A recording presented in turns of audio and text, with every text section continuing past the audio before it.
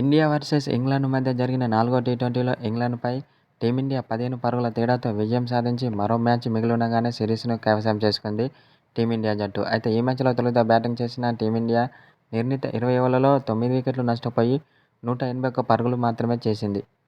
అనంతరం లక్ష్య ఛేదనలో బ్యాటింగ్ చేసిన ఇంగ్లాండ్ జట్టు నిర్ణీత 19.4 ఓవర్లలో 166 పరుగులు మాత్రమే ఆలౌట్ అయింది. దీంతో 15 పరుగుల తేడాతో టీమిండియా విజయం సాధించింది. అయితే అనంతరం టీమిండియాపై కీలక వ్యాఖ్యలు చేసిన శ్రీలంక మాజీ కెప్టెన్ కుమార సంగక్కర ఇలాంటి క్రికెట్ జట్టును నా క్రికెట్ చరిత్రలోనే చూడలేదని చెప్పుకొచ్చాడు. ఎందుకంటే టీమిండియాలో సీనియర్ల కంటే జూనియర్లు చాలా అద్భుతంగా రాణిస్తున్నారు. అటు బ్యాటింగ్లోనూ అటు బౌలింగ్లో చాలా అద్భుతంగా రాణిస్తూ కీలక పాత్ర పోషిస్తున్నారు. ముఖ్యంగా బౌలింగ్ చూసుకున్నట్లయితే వరుణ్ చక్రవర్తి, హార్దిక్ పాండ్యా చాలా అద్భుతంగా బౌలింగ్ చేస్తున్నారు.